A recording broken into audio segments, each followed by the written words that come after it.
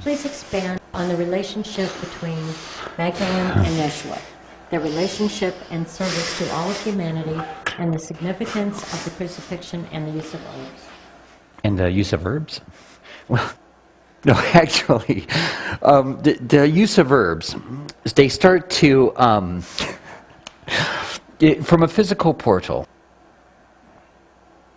even from the arms that are very extended, even to broken bones, the laying on of the herbs, we'll let it be frankincense and myrrh, we even let it be rosemary on wounds. We can even use cayenne to stop excess flesh wounds, the leaking of fluid.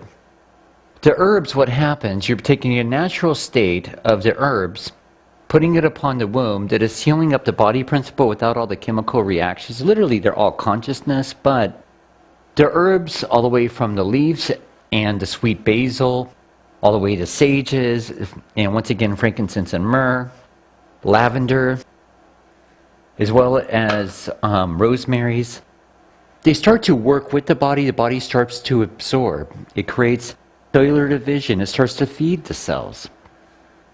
But it's also doing signals and tones from a naturopathic way, universally, that's playing with the body and where the body can bring in from a much more soothing attribute. And there are ones that call it miracles and things like that, but I call it normal. Because the body's going to respond to herbology much faster than it would medication. And what happens here is, even with Yeshua and the Magdalene, they had such a beautiful journey side by side. They even came together as younger dear ones, even before the well and all this fun stuff. Their hearts began to come together. Yeshua was a very gifted dear one, and his constant message was, I'm about my Father's business. His heart began to become married with the Magdalene, even with their 3 offspring. Now, even as our hearts became married, they still, and even as he claimed his light bodies, even facing his last fears, their journey together continued to progress and progress, grow and grow. But same with all that he would continue to share, teach, steer, journey, deliver, and amplify. Well, as it progressed and went further, to the seashores, to the deserts, even throughout the land, actually. He went well beyond Jerusalem, the surrounding areas, Nazareth, and so forth. Even before he came over to go through this continent, Canada, South America, Australia, and Africa, playing with herbology and the natives. Well, when he made the transcendent, before the disciples came forth, he started running forth and began to take on a certain group. Hence the apostles and disciples. Well, he and the Magdalene ran forth, her playing more with the divine feminine array, and he playing more with the divine masculine, and then going to the pools, where those would go forth to detoxify their physicalities. No more really different than the pools they have now, being that of the mineral pools, except they had more mud and not so clear waters. Well, from there, they would go in to purge and purify their physical forms. And then from there, looking for healing, health, and optimal health, well-being in the physicality. But they're still looking outside themselves, and all is well. Yeshua knew very well that it wasn't coming from outside of you, even that of the mineral pools. He would play with lighting up the area. He would play even with lighting up the soils. He would also play with the many different attributes coming from a long line of herbology. We'll call it secret societies, because at that point it wasn't quite honored in the area, speaking of the Roman Catholics and so forth, that to walk your own walk, to run forth upon your own journey, stepping up and stepping forth, it wasn't exactly celebrated. So they lived a lot in the mystical realms, mystical schools. We'll call it secret schools. They would have their own little galas in the evening, burning fires, and also burning sages. They would burn frankincense. They would burn myrrh. They would do a lot of trivial, ritualistic, sacrificial levels, not so much of the kingdoms, but more of the herbs to the whole universe to celebrate the beautiful omnipotence, but also playing a lot with energy, with consciousness, and the purity there. They would also sit around the rings of fires, celebrating one another, celebrating with their wine and their beverages that they had at that time, more of a cork wine, that they would make, they would pour, they would celebrate each other's weddings and coming together. And then they started playing with quantum physics. Consciousness alters matter. And that's when Yeshua really started to stand out and take off. He was presented with so much, he began to change molecular structure, a lot like Germain was playing with when playing with the alchemy of silver into gold, which is a whole other journey on that one. Before it became a religion and all of that. If you notice, I mean, so much has become religions, which is all as well, whatever works for you. But not like this and this, they were like this. Well, from here, Yeshua's name, what he was playing with, facilitating, including hands-on approaches, grew and grew, and same with the name of himself, even to the hands-on attributes. To where the mystery schools weren't so much a mystery anymore, they were mystical, but not so much a mystery any longer. So as his name grew, reputation, many started learning more about him and bringing their sick, bringing their newborns, even bringing their stillborns, because there's a lot of stuff that wasn't really written about. And he would assist the souls, at that point, working with them from a trinitized state, spirit and soul moving into form. Because that's where humanity was at that point, before the Akashic Record realms got cleared and was still playing in a very dense, archaic, but yet karmic paradigm. He came to be in a state of marrying with his higher levels, which is exactly what you're doing right now. Being that of a light within the darkness. That's where all these metaphors came from. Even where Francis was sharing about Yeshua's journey, that a light in the darkness basically has no effect upon the light. So all the darkness in the world cannot extinguish the light of one single candle, speaking that of Yeshua. Well, he and the Magdalene began to come together and copulate and create offsprings. The three that they did have. And then from there, from Sarah, Joshua, and Yeshua as well, the little one, we'll call him Junior, coming forth, running forth, going through the crucifixion level. His crucifixion level was so important. And the part that was important had nothing to do with anyone else. Actually, when the vote was taken in the Roman Catholicisms, the words that were screamed was, when it was asked in Beloved Pilate, being that of the up-and-coming Caesar and otherwise at the time, was deemed to choose, he put it back on brother humanity, and the word that kept being yelled was Barabbas.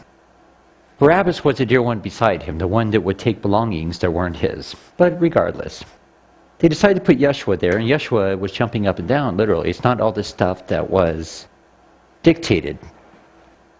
Because Yeshua, there was concern, there was despair. I just want to be clear there. I wouldn't say fear, but despair. Because it wasn't so much fear. The despair, as he knew very well, no more different than, rather than a numerical order of 30 days, 30 nights in the desert and so forth, or 40 days, 40 nights, the dear one went out for about 23 days, 14 hours, 13 minutes, 22 seconds, 0.8 into the deserts to face what you'll call Lucifer. Lucifer being that of the egoic structure. Because heaven and hell is your higher levels versus the egoic arrogance.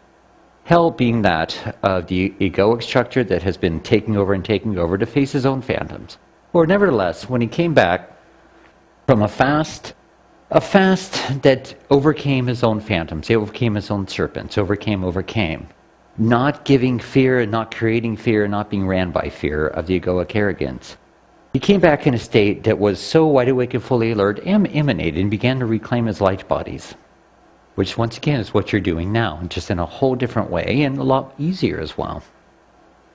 Now, in these times and at these journeys, with their journey together, they came together and they ran forth faster, and then the name grew so large, so fast, there was nowhere else to hide within, and I say hide just from the sake of the rule of the land, for Yeshua to get away to. And hiding was not a fear-based hiding. It was working with those that were less fortunate, because Yeshua, let's not forget, came from a very wealthy family, hence the lack of poverty in the manger and all of that. That was basically being on the road with no hotels being available, much like now. I mean, you go into a big city and there's no hotels being available on Mardi Gras and done deal. Well, regardless, he walked away from the wealth and everything else to go and literally volunteer to go up on the cross, to face his last fear. Fear of death. Not so much just the egoic death, the physical. Because he just knew physical death still had a grasp.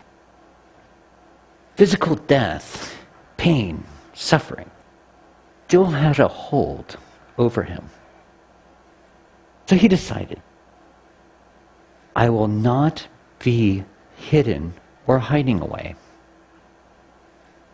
to any facet of any darkness, of any fear within any particle of my being. I will not allow, I will not let any of this have a say-so within my life stream, period. So, bring it on. So, of course, as you know the rest, he went up on the cross and yada yada. But you see, the colorfulest part was when they took him down and so forth. They poked aside after about 4.5 linear hours. But water came out, and so did blood. And medically speaking, that would be where everything goes and gets mixed in. You get pneumonia, and the body principle starts to collapse. But this is where the long line of herbology, including the mystical realms, which we'll call energetic and consciousness realms, start to play a big part. And the part that was not quite printed was when the stick came up with water and vinegar. It actually had frankincense and myrrh and a few other elements within it that gave the body the appearance of a comatized state. Not as escaping, not as anything colorful, but really gave the body a comatized state to put the dear one inside such a meditative state within the pain, the suffering, so forth, but not giving in to the wounds, looking with such priceless piercing eyes, because it was still his light beingness emanating beyond all the flesh wounds. So his heart rate slowed down. He was not going to get caught up in the adrenals. Now on his brow, yeah, there were herbs placed there. There were beverages placed within his mouth. Wetting the lips, wetting the brow. Somewhat calming, but it wasn't that to become inebriated or inoculated with. It was that of coming to harmoniousness, call it peace with, to go that much more in-depthly into the meditative state that he was already in. Not from the ohms and the ah meditation, but really from a meditative state to be at peace with no matter what you did to this physical carcass. He was not going to give in, not battle, but give in to any such sensation. Call it pain and otherwise, spatting, rocks being thrown, even to the colorful thrones. That's not even, that's barely scratching the surface to everything else that dear one went through. Superseding all the physical flesh wounds, all the emotional conflicts that were being tossed at the dear one, to see if he could just eradicate and radiate such love, regardless of anything and everything else around. He achieved it. The body principle was removed from the cross, taken to a tomb, wrapped in cloths, damn cloth, I just thought I would throw that in, with mineral water from the minerals, mineral pools for that matter, the mineral pools to be more precise, mixed with frankincense and myrrh, lavender, rosemary. And the dear one started tending to the actual openings. At that point, they didn't really play with stitches, but they did play with bringing it together, holding it together, putting more mud, which is M-O-O-R-E, on the wound, letting it coagulate, including with cayenne that I was playing with earlier.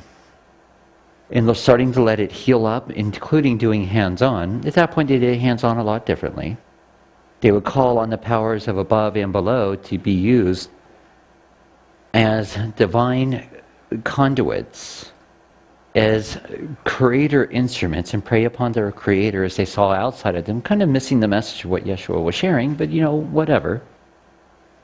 To bring this body principle back into a vibrancy. In less than 7 hours, 49 minutes, 59 seconds, point 9, his body had begun to re-arise and he had reclaimed his light bodies. To be embarked upon a boat to begin moving forth with his bride and his offsprings. To begin a whole nother journey to further his journey with the natives. To play with more and more and more of hands-on approaches. Play on and on and on with his offsprings and learning about the natives, the tribal element, the weather patterns that they didn't quite see in that area. And continue to stay on the planet for about 73 more years. And that is the journey of the Yeshua and the Magdalene. You see, there's so much written, but not a whole lot written about what really took place about this dear brother's journey.